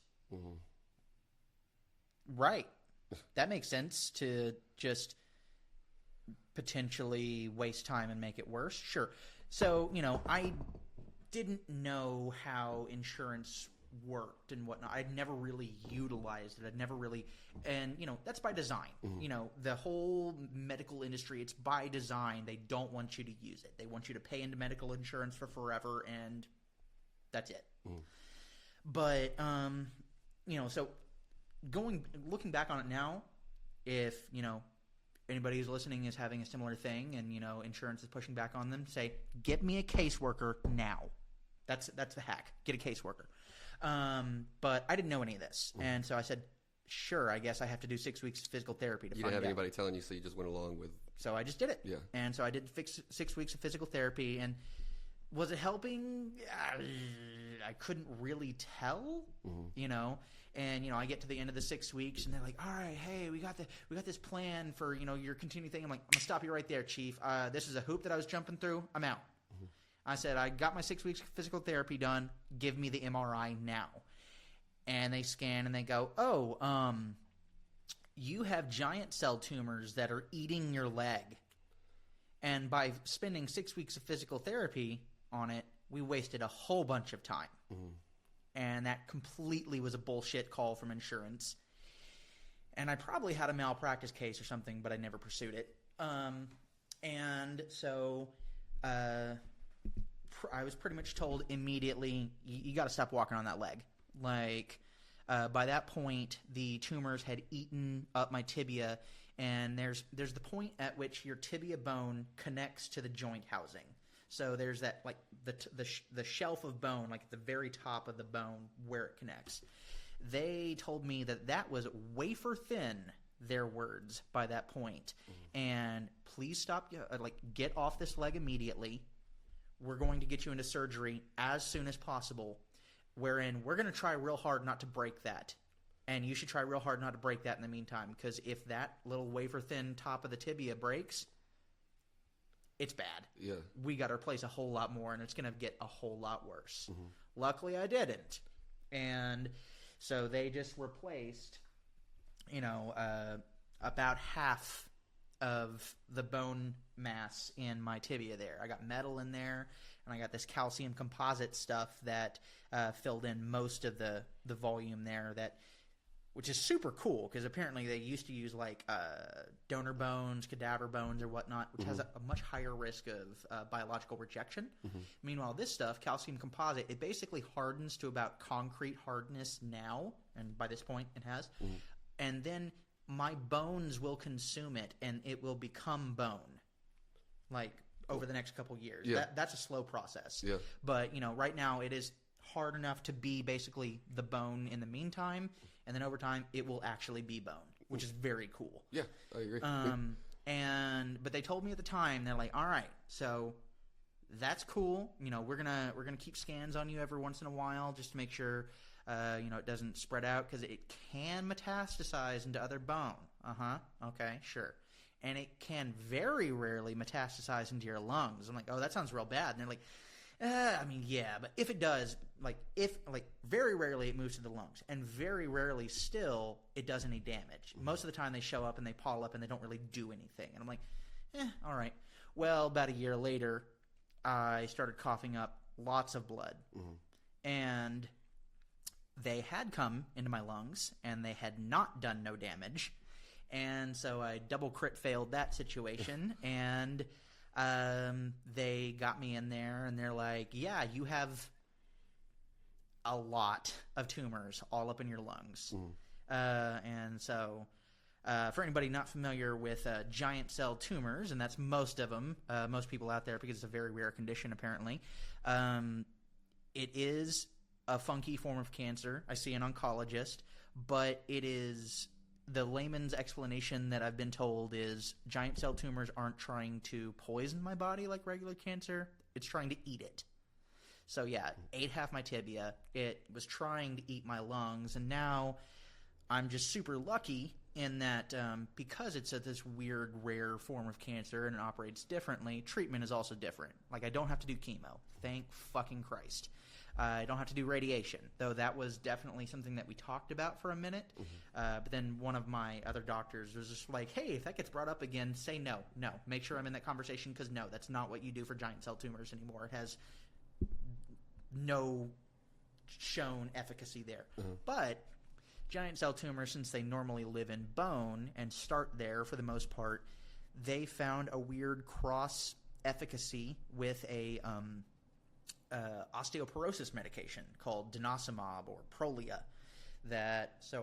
My treatment for cancer is I go in once a month to the cancer center and I get an injection in my arm. Not that hard, but in the scale of things, in the scale of like cancer and treatment, I am so fucking lucky. Originally, besides the surgery, was there any treatment for your leg? No. At that point, it was just supposed to be like excavation and curettage, which is basically sanding the bone down a few millimeters past where the tumors had been, just to make sure there's no like small little bits, So, excavate that out and replace it, and then just keep an eye on it to make sure it doesn't metastasize elsewhere. No other treatment besides the surgery. Now I'm on this treatment, and it's, every month. And from what I'm told by my doctors, it's pretty much, I'm on this treatment for life now. If it stops working, I'll probably die. So we're just hoping it doesn't. Have they given you any prognosis of life expectancy? No. Like there's honestly just not enough research and like clinical trial in this to know. Sure. I was taught, one of my doctors said he'd had a patient on it for 10 years and they were doing fine. Another doctor told me that he'd had a patient that had just stopped working after about 5 years and they died. So, who knows? We'll see. Yeah, you're just not waiting. Yeah, nothing else to do about it. Yeah, nothing else to do about it, but just live through it and go to the gym a lot because my leg was fucked up after that first time around. So besides you had the surgery and besides the shots, how else has it impacted your life? I'm assuming it's had negative financial impacts, but also just Shoot. I don't know what other your day to day. How all are you impacted by it? Well, handful of things like to start with, when it first happened with the legs, get off your legs immediately. I was doing a pretty active job. I was working as a brand representative out in the DFW field for Moët Hennessy. So, my whole thing is I'd go to liquor stores, grocery stores, whatnot, and just try to set up displays and help trying to move this product. I never brought bottles. I never sold it to the stores or anything, but I just was trying to help them sell what was already there, promotional arm of everything. And so it was, a lot of driving, a lot of walking, lifting, and I obviously could not do that. So I went on medical leave, FMLA or whatever for good 6 months and, exhausted all of my FMLA and that was 60% income for that time. So sucked, but that was a pretty decent job pay-wise and everything, and we were a little bit more ahead. And then this past year when it came back from my lungs, we hadn't really recovered from the financial hit of the surgery and all the, the physical therapy, which is like $120 per week, for 6 weeks again. The useless 6 weeks. The absolutely actually worse than useless. The actively deleterious physical therapy that, the only good thing of it is I had some of that baseline knowledge of the physical therapy that I would be doing later because after the surgery, there was a good 6 months where I still couldn't even walk on it. So all told, I was off the leg for nearly a year. It atrophied to shit, and it was a little chicken leg by the time I was able to walk. And so pretty much frame one, me and my wife went over to the gym, got a personal trainer and everything. We were just in there 5 days a week. We're still in there 5 days a week, as much as we can. As soon as the lung thing hit, though, had to stop doing that because, not only just the blood, coughing up, but there was a couple pass outs. There was a couple after getting back from the hospital one day, went over to Tony's folks' house to kind of give them an update and have some lunch and everything. They were asking me about it, and I remember because I'd had a few days before I'd had a deep breath that suddenly I felt it was this thickness in my throat, and I coughed it out, and it was I was able to breathe again, but what that had been was a mucus plug in my lung getting caught on the way out and then kind of scraping or tearing or something in there. And so I had this chest pain, for a couple days at that point. And I was just describing it. I'm like, yeah, I've had this chest pain and, it's pretty constant. It gets more when I breathe in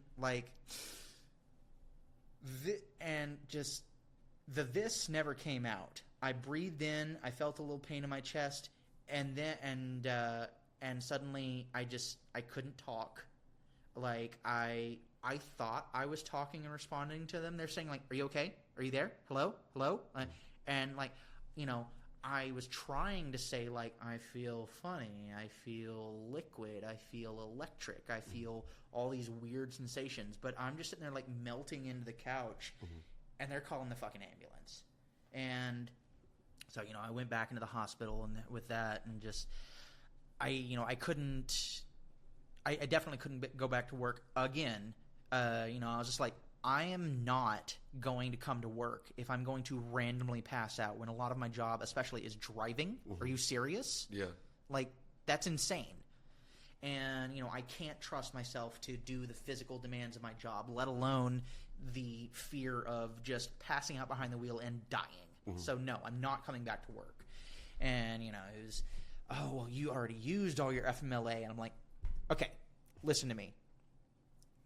I'm really scared right now. I'm facing a cancer diagnosis, and I don't really understand what my next couple months is even going to be. And you're telling me that I'm just out of luck because, oh, you already had a little bit of the cancer last year. Mm-hmm. What? So, again, just caseworker. Mm-hmm. I got a caseworker assigned, and they helped me work it all out and figure something else out, with the various insurances and everything. But yeah, a year and more plus of, 60% pay. And then when I got back from medical leave, most recently after the lungs and everything, after my doctor cleared me and said I'd probably be good, I hadn't had any pass outs or any sort of real bad, like chest pains, anything for a while. Mm-hmm. I submitted my return to work from work, and they laid me off immediately. And unfortunately, because it was not because it wouldn't have been construed as targeted, because it wasn't just me. It was their, contract downsizing. There's 5 different markets they were cutting. Fort Worth, which is mine, was one of them. So I got this weird ass email on a Saturday with a smiley face in the email telling me I'm fired. And I'm just like, what? Mm-hmm.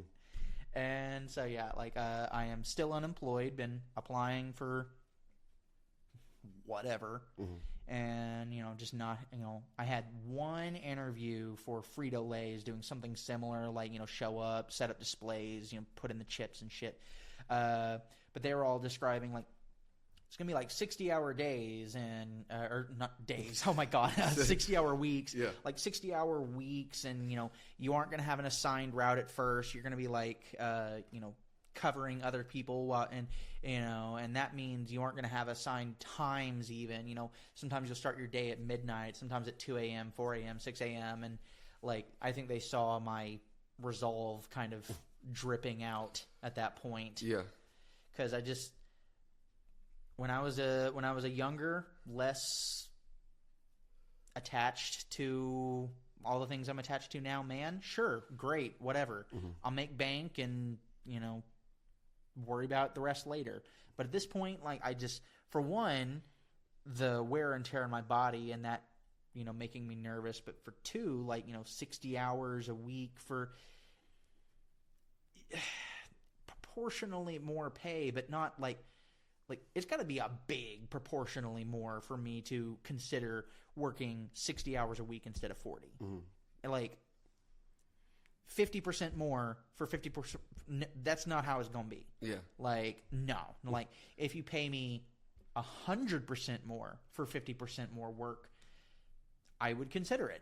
I would definitely consider it. Mm-hmm. But even still, I talked to my wife and I was just like, I don't think this would be good for a lot of reasons. And she agreed. And so, they ended up turning me down anyway, so I didn't have to make the decision. Mm-hmm. But that was my one interview I went on. Okay. So thus far, so all in all, it's massively impacted me financially. To the point that last year I went ahead and did a GoFundMe. Mm-hmm. Got some money raised for me to help me through this, and some friends of mine, because I've been really involved in the Fort Worth music community and whatnot, in addition to the other communities I'm involved in. But a bunch of my folks there in the music community, they actually threw me a benefit show. Mm-hmm. They found out about my diagnosis and threw it together in a month and had some of my favorite bands from back in the day, and some of my friends that are in their current bands. And they raised like a couple $1,000s for me. Like if it hadn't been for the GoFundMe and that show, like I would be in debt by now. Mm-hmm. I would be drowning, but I'm not. Is that still up and going, or what? I don't know how GoFundMe works. Is it closed out, or does that? I mean, it is technically still open. Mm-hmm. I never technically closed it. But like how GoFundMe works is you'd set like a goal, and at first it was $8K, and that got met a little bit before the benefit show, and then we just like moved it up to $12K because it's not just my expenses, it's me trying to not drag Tony and Tasha down with me, the people that I live with. Like so we bumped it up to $12K from there, and we met that goal. But then we didn't really do anything more after that point. It just I don't have any listeners as of now, but maybe at some point somebody's listening to this. If you want to give it a shout out, I don't mind. If you want to give your okay. Like there's not as much of a need for it now. Like now, okay. Yes, my income situation is not as great, but my medical expense situation is not as great either. Like now we're on a sustainable treatment plan. Okay. Now, like, since I got laid off from work, of course I lost my work provided insurance and had to go look for new insurance, which was so fun with cancer being part of your now hospital record makeup. Yeah. Because straight up, like, multiple people that cancer? Nope. Can't do it. Like, you're going to have to talk to these other people that can't turn you down for legal reasons. And so that's what I ended up having to go with, is some like Medicaid backed insurance that could not turn me down for that condition. Yeah. And that it was funny because like I say, when you start out, you don't know anything about insurance. You don't really know how it works. And now at this point, the whole system, I've had a lot of experience in it and a lot of time having to advocate for myself and like deal with calling, making doctors' offices communicate with each other. Like when I was getting new insurance, I looked into this option or that option, and he's like, there's this one with lower monthly premiums, but the out-of-pocket max is like $9K or something. And I'm like, ooh, no. And he's like, or there's this one and the premiums are double, but the out-of-pocket max is like $900. And he's like, and I'm going to suggest that one because I'm going to cut you off there, Chief. I fully understand why that's a better deal with my current medical expenses and ongoing things. Yes, $900 max out-of-pocket, no brainer. Yeah. But that is a PPO insurance. And because of that, there's funny little things that you find out, like the fact that any specialist you see, you have to get a referral. And those referrals expire. And so my ortho doctor, the one who did my knee surgery, I still see him to check up on it regularly. And he's also he's the one that said like no radiation for the giant cells in the lungs, because he's had a pretty decent amount of experience with giant cells and a decent amount of giant cell patients, so he's pretty familiar with it at this point. I showed up to an appointment, and his office at the time, they just reopened a Fort Worth office, thankfully, so I can actually go there and not drive for an hour to South Lake. I drove an hour out to South Lake for my first appointment of the year after getting this new insurance, and they're like, I'm sorry, we can't see you because we don't have a referral from your primary care physician. And I'm like, I've been seeing you longer than my primary care physician. What are you talking about? And they're like, it's a PPO insurance, so we have to get a referral. So on the way home from that, I stop directly at my primary care physician. I'm like, hey, they just told me this, and I need you to send a referral over to them. Thank you. It's because I'm rescheduled with them. Like, the earliest they could reschedule me for was like a month out, which is insane. What if it had been an emergency? What if I needed that information right then? Whatever, PPO insurance, and you didn't have a referral. A week before that appointment, I'm calling both of these offices. Can you confirm this was sent? No? and there's no records at all of me asking or anybody asking, well, I'm going to need you to do that right now. And it was like we need a faxed request from their office. And I'm like, so call them and do that. And they're like, well, so I call them. I'm like, hey, they need a faxed request from your office. And they're like, we don't normally do that. I'm like, I don't give a fuck about what you normally do. I need you to communicate because there's been a month of time where you should have communicated and you didn't. And so if I show up next week and I've driven another hour out to South Lake and you turn me away, I'm going to be furious at all of you. And, you know, eventually they just sent the 2 pieces of paper back and forth from each other to let, you know, insane. It's also insane that the medical industry is the only thing that I know of that still uses fax. I know, right? It seems very hackable. It seems like if you're keeping people's medical information, like, I don't know. It seems like a weird. At least in the U.S., it is that way. Apparently, Japan is still very in love with fax machines. Like, big corporations that should have moved on from it by now are still very into fax machines, apparently. But, okay. Have fun with that. But, yeah, just, like, having to deal with that and learning all this has been valuable, of course, but also incredibly frustrating. Like having to, you know, call and being like, why, yes, I do need my life-saving medication. Today would be great. Yes, I did show up for it after this was all discussed and everybody told me that this is my appointment, but some authorization didn't go through. So you're, no, caseworker. That would be your takeaway of the lesson, the number one lesson. Straight up, if you have trouble navigating the insurance system, and a lot of us do, ask for a caseworker. They will help you, and that is their job. And you are paying for the caseworker already with all of your insurance payments. Like, that's part of the service. And so, like, if they are giving you trouble, ask for a caseworker and make them work for you because you're already paying for them. All right, so you had mentioned that a lot of your friends that came out to help you with that benefit were in the music industry, and I know that you spent time. You said your first love of your initial thought of what you might do with your life was in theater. Yeah. So how have you kept that alive? How have you continued that throughout your life? Any stage performance, any being around music? What are you? Yeah, like you know, besides like being really involved and around a lot of you know, bands and whatnot in the Fort Worth scene. Like I did some time. Some friends of mine were in a band called Animal Spirit a few years back, and I was really involved with them. Like I would go and kind of be their like pro bono tour manager. It's basically just an opportunity for me to travel and get drunk for free. But you know, I was going around with my friends and just exploring and having a lot of fun. And my duties were wrangle the people that got too drunk that night and also make sure all the gear made it into the truck and that kind of stuff. So, you know, that was a lot of fun. But like, as far as like music for myself, like, you know, I tried a couple times to get like I'm really into rap and hip hop, have been since like middle school and pretty much coming to Daggett.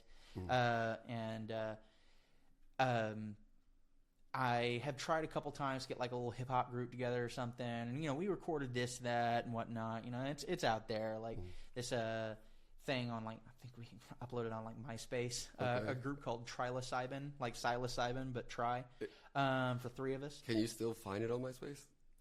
Shit, I think. I don't know. Okay. I don't know. Haven't looked in a while, but probably.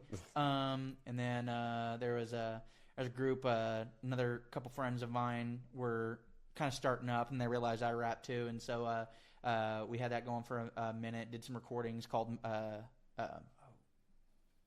no, that was that I'm thinking of a different one. Another friend of mine wanted to start a group called Mr. Mustache, and we never did anything with that.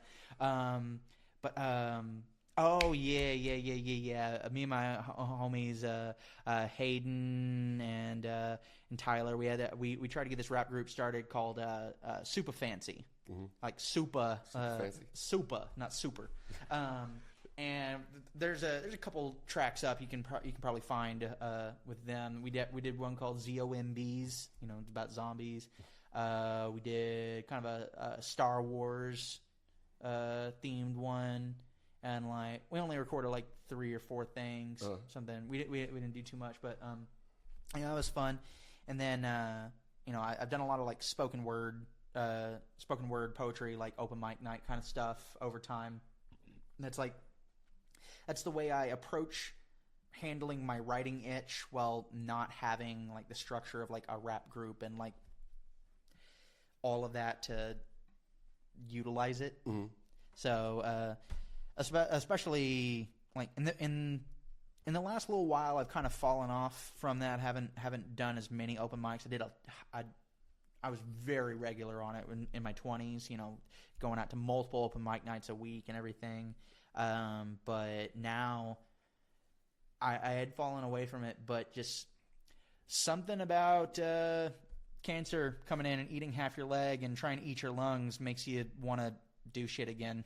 Had you maintained writing even though you Yeah. I mean, I got shit that I've written for just years and years. It's not going to go anywhere. It's just in a phone. It's in a notebook somewhere. And it was for me. Mm-hmm. That, it's but like something about that experience definitely kind of makes me want to just do it. I don't know. There also was a little bit of a reticence to push myself in that way, like as far as like recorded visual to the masses kind of output, because I like a lot of rappers and musicians, performers and whatnot, but there can be a sameness or like a corniness maybe to some of it that I never wanted to portray. And so I would write some stuff, and like although I thought I had like good bars, good wordplay and whatnot, what I was saying wasn't anything about any sort of profound subject at all. I didn't feel like my life experience was that unique or different to really like want to put it on wax and be like, hey, isn't this crazy, and just put it out there. But now I've got some interesting perspectives and experiences under my belt that, I don't know, fuck it, cancer ate half my fucking tibia. Let's talk about that a little bit.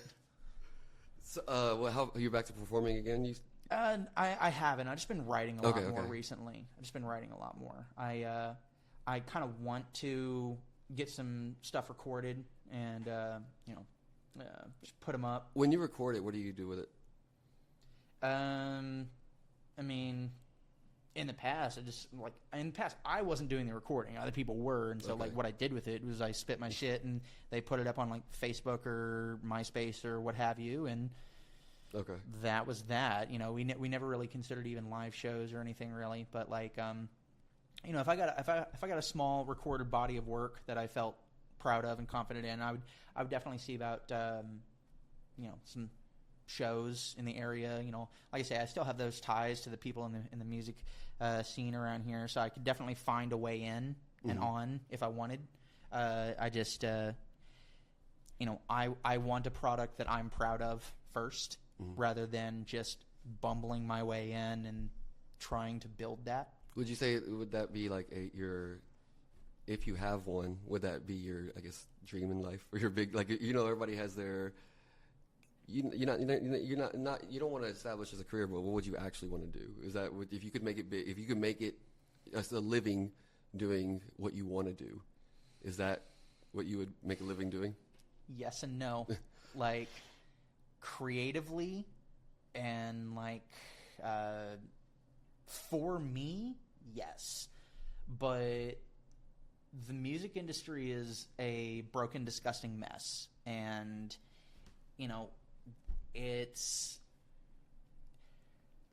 there is a degree of ruthless self-promotion that's required to get anywhere in the music industry that I don't think I have, and I don't think I want. Mm-hmm.